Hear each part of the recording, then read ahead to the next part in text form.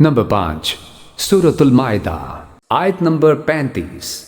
تفسیر اللہ من الشیطان الرجیم بسم اللہ الرحمن الرحیم سورہ المائدہ کی اب 35 نمبر آیت ہے اور اللہ تعالیٰ نے ارشاد فرمایا کہ یا ایھا الذین آمنوا اتقوا اللہ، اے ایمان والو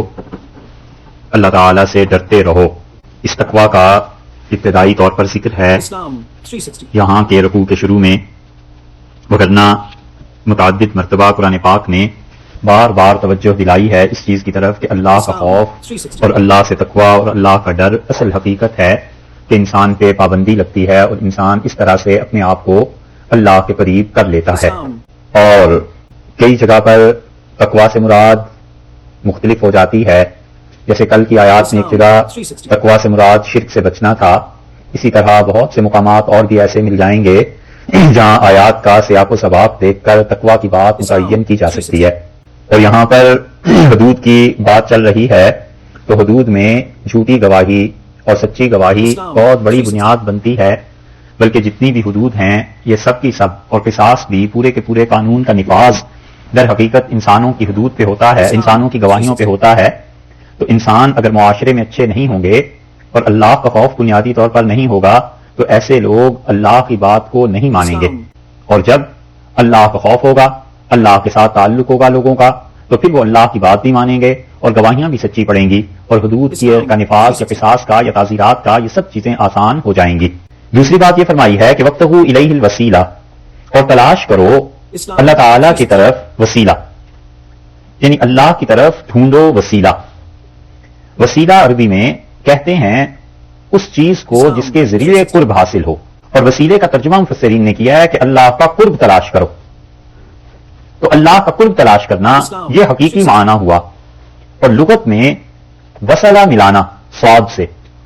اور سین سے وصلہ یہ بھی ملانے ہی کے معنی میں آتا ہے۔ اور یہاں پہ مراد مفسرین کہتے ہیں کہ وسیلے سے مراد قربت ہے کہ وابتغوا چاہو الیہ اللہ کی طرف الوسیلہ القربہ، قربت کو چاہو، اللہ کے قریب ہونا، وہ اعمال اختیار کرو۔ اور ایک وسیلہ وہ ہے جو اردو میں استعمال ہوتا ہے کہ اللہ کے لیے واسطے کا چاہنا، وہ نہیں ہے یہاں ڈائریکٹ وہ قربت مراد ہے کہ وابتغوا الیہ الوسیلہ، اللہ کی طرف قربت تلاش کرو، اللہ کے قریب ہونے کے لیے کوشش کرو۔ تو اللہ تعالیٰ کی قربت اور اللہ کے قریب ہونا چونکہ اس کا سبب اعمال ہیں، شریعت کی اتباع ہے، تو مراد یہ ہوئی کہ وابتغوا الیہ الوسیلہ، اللہ تعالیٰ کے ہاں اپنا قرب کا مقام اعمال کے ذریعے سے بناؤ، اللہ کا قرب تمہیں نصیب ہو جائے گا، اچھے اعمال کرو، اللہ کا قرب تلاش کرو، اور چونکہ اس کے ذریعہ اعمال بنتے ہیں اس لیے اچھے اعمال کرو اور تم اللہ کے قریب ہو جاؤ گے۔ ایک تو مفسرین نے جو کچھ لکھا ہے اس کا خلاصہ یہ، اور دوسری چیز جو ارشاد فرمائی ہے مفسرین نے، وہ کہتے ہیں کہ وسیلہ سے مراد وہ درجہ ہے جس کا حضور اکرم صلی اللہ علیہ وسلم سے وعدہ کیا گیا، اور اس درجے کی انتہائی شکل اس کے درجات ہیں، ہے یہ ایک درجہ وسیلہ، اور وہ اس کی چوٹی ہے، انتہا ہے۔ اور رسول اللہ صلی اللہ علیہ وسلم نے فرمایا کہ جب تم آذان کے کلمات سنو تو اس کا جواب دو اور ایسے ہی کہو جیسے مؤذن نے کہا ہے، اور اس کے بعد تم میرے لیے اللہ سے وسیلے کا مقام مانگو کہ اللہ تعالیٰ مجھے وہ مقام نصیب کرے۔ اور آپ نے فرمایا جو میرے لیے آذان کے بعد یہ دعا مانگے گا میں قیامت میں اس کی شفاعت کروں گا، یعنی وہ یہاں دعا کر رہا ہے، اس دعا کا جواب یہ کہ ہم اس کی شفاعت کریں گے۔ اور اسی لیے اس دعا میں پڑھا بھی یہی جاتا ہے کہ وَبَعَثْتُ مَقَامًا مَحْمُودًا الَّذِي وَعَدتَّ، اللہ وہ مقام محمود حضور اکرم صلی اللہ علیہ وسلم کو عطا فرما جس کا تو نے ان سے وعدہ فرمایا، اور وسیلے کا بھی۔ تو وسیلہ جو ہے بہت بڑا کوئی مقام ہے جو اللہ تعالیٰ حضور اکرم صلی اللہ علیہ وسلم کو نصیب فرمائیں گے، اور اس بڑے مقام وسیلہ سے چھوٹے وسیلے بھی ہیں، اس کے سٹیپس ہیں، درجات ہیں۔ اور اللہ تعالیٰ نے دوسری تفسیر یہ کی ہے اس کی مفسرین نے کہ مومنوں کو کہا ہے کہ وابتغوا الیہ الوسیلہ، اللہ سے ان مقامات کی طلب کرو کہ اللہ جس کے انتہائی مقام کو تو حضور اکرم صلی اللہ علیہ وسلم کو نصیب کرے گا، اس کے ابتدائی درجات، ابتدائی مقامات، خدا بندہ اس میں ہمارا بھی حصہ کر۔ اور اسی لیے بعض روایات میں آیا ہے کہ رسول اللہ صلی اللہ علیہ وسلم نے کسی کی کوئی عمل کو دیکھا اور آپ نے فرمایا کہ تم میرے ساتھ وسیلے کے درجے میں رہو گے، یعنی مراد یہ ہے کہ اس کا انتہائی حصہ وہ تو اللہ تعالیٰ نے مجھے نصیب فرمانا ہے، اور اس کے ساتھ ساتھ تم بھی اس میں ہو جاؤ گے، یعنی تمہاری وہ چیزیں جو نیکیاں ہیں تمہیں اس موقع تک لے آئیں گی، اس جگہ تک لے آئیں گی۔ حضرت مجدد رحمۃ اللہ علیہ نے اپنے مکتوبات میں اس بات پر ایک جگہ لکھا ہے، اور وہ کہتے ہیں کہ وسیلہ کا جو مقام ہے جنت کا، اس میں بڑا دخل اللہ اور اس کے رسول صلی اللہ علیہ وسلم سے محبت کو شامل ہے۔ اور جب کسی آدمی پر محبت کا غلبہ ہو جائے گا اللہ تعالیٰ کا یا رسول اللہ صلی اللہ علیہ وسلم کی محبت کا، تو وہ ان جیسے اعمال کرے گا، اور ان اعمال میں کرنے کی وجہ سے اس کا تعلق قیامت میں حضور اقدس صلی اللہ علیہ وسلم سے ہو جائے گا۔ اسی لیے مسند احمد کی ایک صحیح حدیث میں ہے کہ رسول اللہ صلی اللہ علیہ وسلم نے فرمایا جنت کا انتہائی مقام ہے وسیلہ، اور اس سے اوپر جنت کا کوئی مقام نہیں ہے، اور تم میرے لیے دعا مانگا کرو کہ اللہ تعالیٰ مجھے درجہ عطا فرما دے۔ اور صحیح مسلم کی وہ روایت جس کا ابھی ذکر کیا ہے کہ جو مؤذن کہتا ہے تم وہی کہو اور پھر میرے لیے وسیلے کی دعا مانگو، تو معلوم ہوا کہ بندہ اپنی رغبت اور محبت کے ساتھ اللہ تعالیٰ کی جو عبادت کرتا ہے وہ چیز اسے مقام وسیلہ تک قیامت میں پہنچا دے گی۔ اور رسول اللہ صلی اللہ علیہ وسلم نے یہ جو باقی روایات میں آیا ہے کہ آپ نے فرمایا تم اس مقام میں میرے ساتھ ہوگے، تو اس کا مطلب یہ ہوا کہ حضرت صلی اللہ علیہ وسلم کے ساتھ اس کا حشر ہو جائے گا، اور یہ بہت بڑی چیز ہے کہ اللہ کا قرب اور اللہ کی رضا کسی انسان کو نصیب ہو جائے۔ اور جہاں تک وسیلے کی ان چیزوں کا تعلق ہے جو دنیا میں ہیں، تو اس کے متعلق پہلے پارے میں بھی بات گزر چکی۔ اس پہ عمر رضی اللہ عنہ نے جب قحط پڑ گیا تھا تو اس پہ عباس رضی اللہ عنہ کو وسیلہ بنایا اللہ سے دعا مانگنے کے لیے، اور انہوں نے کہا اللہ جب تک تیرے نبی صلی اللہ علیہ وسلم حیات تھے ہم ان کے وسیلے سے دعا مانگتے تھے، اور اللہ اب ان کے بعد ان کے چچا ہیں اور ہم ان کے وسیلے سے دعا مانگتے ہیں۔ تو زندہ افراد کا وسیلہ اختیار کرنا یہ تو اس حدیث سے بھی ثابت ہوتا ہے، اور وفات شدہ جو بزرگ ہیں ان کے وسیلے سے مانگنا، رسول اللہ صلی اللہ علیہ وسلم کے وسیلے سے مانگنا، اگر اس وسیلے کو ہم جو اردو میں ہے اس کی بات کر رہے ہیں کہ اگر اس وسیلے کو آدمی صحیح عقیدے کے تحت مانگے کوئی حرج نہیں ہے، کوئی ایسا نہیں ہے بر صغیر میں کوئی فرقہ جس کے بڑے جتنے بھی تھے آباء و اجداد ان کے، انہوں نے اللہ تعالیٰ سے اپنے بزرگوں کے وسیلے ان کے توسل سے نہ مانگا، ہر کوئی یہی کہتا تھا۔ وہ حضرات جن کا تعلق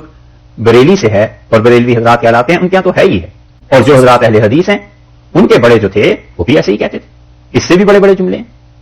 قبلہ دی مدد، کعبہ ایماں مدد، ابن قیم مدد، قاضی شوکہ مدد، یہ سارے الفاظ آئے ابن قیم رحمۃ اللہ علیہ کے وسیلے سے مانگتے تھے، ابن تیمیہ رحمۃ اللہ علیہ کے وسیلے سے مانگتے تھے۔ اور تیسرا طبقہ جو بہت زیادہ ہے دیوبند کا، یہ تین ہی ہیں گروہ، دیوبند کے جتنے حضرات تھے اب بھی جو بیعت ہوتے اور کرتے ہیں یہ سب کہتے ہیں کہ شجرہ پڑھا کرو، اور اس میں کیا ہے اللہ فلاں کے واسطے سے، فلاں کے واسطے سے، حاجی امداد اللہ صاحب مہاجر مکی رحمۃ اللہ علیہ کے واسطے سے، سید احمد شہید رحمۃ اللہ علیہ کے واسطے سے، یہ ساری وہی چیز۔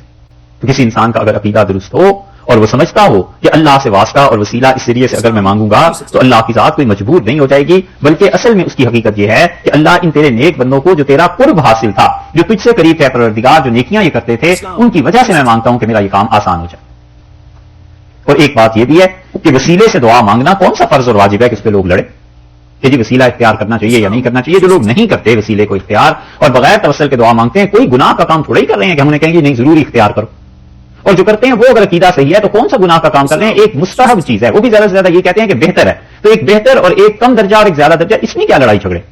یہ باتیں پیدا ہوتی ہیں اس وقت جب جاہل قسم کے مولوی صاحبان وہ کسی بھی فرقے سے تعلق رکھتے ہوں، وہ چاہتے ہیں کہ لوگوں کو الجھاؤ، لڑاؤ اور اپنی دھاک اور اپنی بات قائم رہے، وگرنہ جو مستحب کام ہیں ان میں جھگڑا کیسا؟ جن کو کوئی کر لے تو اچھا ہے، نہ کرے تو کوئی عرض نہیں۔ اب اس پہ کیا جھگڑیں گے کہ ظہر کے بعد جو 2 سنتیں اس کے بعد 2 نفل بھی پڑھو، تم کیوں نہیں پڑھتے اور میں پڑھتا ہوں؟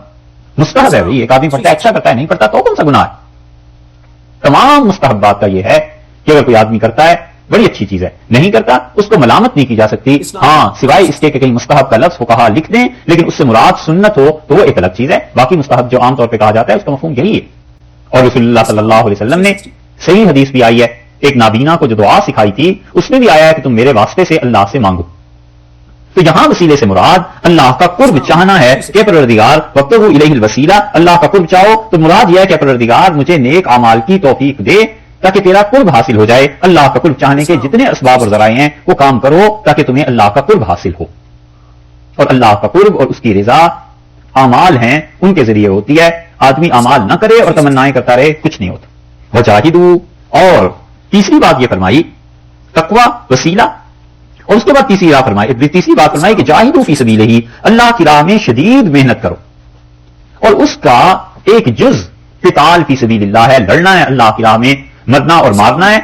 وگرنہ جہاد کا لفظ قرآن پاک میں اصل میں آیا ہے بہت شدید محنت کے لیے کہ اللہ کی راہ میں محنت کرو، اور جو آدمی جتنی بھی اللہ کی راہ میں محنت کرتا ہے وہ اس کا جہاد ہے۔ عورتوں نے رسول اللہ صلی اللہ علیہ وسلم سے عرض کیا کہ اللہ کے رسول مرد تو بہت غالب آ گئے اور اللہ سے بہت نیکیاں انہوں نے حاصل کر لی، اور جہاد کی وجہ سے آپ نے فرمایا تم حج کرتی رہنا، یہ تمہارا جہاد ہے۔ ایک آدمی شدید محنت کرتا ہے اپنے آپ کو، اپنی اولاد کو سوال سے بچانے کے لیے، حلال کا رزق کھلانے کے لیے، یہ اس کا جہاد ہے، اس کی سعی، اس کی کوشش کوئی ناکام تھوڑی ہے۔ اسی طرح ایک آدمی شدید محنت اس بات پہ کرتا ہے کہ اپنے آپ کو انسان بنائے اور صحیح طرح انسانوں جیسی رہے زندگی، یہ اس آدمی کا جہاد ہے۔ اور ایک آدمی شدید محنت اس بات پہ کرتا ہے کہ کافروں کے خلاف لڑے اور انہیں شکست ہو، اسلام کا بول بالا ہو، یہ اس آدمی کا جہاد ہے. اور وہ جہاد قتال فی سبیل اللہ کہلائے گا، جیسے کہ وہ آدمی جو محنت کر رہا ہے کمانے کے لیے، وہ اس کا کسب، تجارت، نوکری، اس کو کوئی بھی آپ نام دے دیں، جیسے کہ باہمی درجات ایک دوسرے کے مختلف ہونا وہ الگ بات ہے، لیکن جہاد کا مطلب اللہ کی راہ میں شدید محنت کرنا ہے. اور جو لوگ اللہ کی راہ میں محنت کرتے تھے اس طرح سے کہ خدا کی راہ میں وہ لڑے ہیں اور انہوں نے حقیقت میں جہاد یعنی قتال فی سبیل اللہ کے بعد اسلام کو قائم کیا ہے، ان سے وہ لوگ بھی کم نہیں ہیں جن لوگوں نے حقیقت میں دین پر محنت کی، دین کے قوانین مرتب کیے، مسائل لکھے، کیا کیا کام انہوں نے کیے ہیں، حدیث کی کتابیں مرتب کی. اگر یہ سب لوگ نہ کرتے تو یہ دین کا دوسرا پہلو ہم تک کہاں سے پہنچتا؟ لعلکم تفلحون، تاکہ شاید تمہارا بھلا ہو، یعنی یقیناً تمہارا بھلا ہوگا. حضور اقدس صلی اللہ علیہ وسلم کی اطاعت میں جو نیکی کرو گے وہ قبول ہے، اور جو تم اپنی عقل کو استعمال کرنے لگو، یہ جو اوپر حدود گزری ہیں ان میں اور وہ جو پیچھے واقعات گزرے ہیں ان میں، تو وہ جو عقل ہے نا، جب رسالت اور نبوت سے بھی بلند و بالا کرنے کی کوشش کی جائے تو وہ اللہ کے ہاں قطعاً قابل قبول نہیں ہے.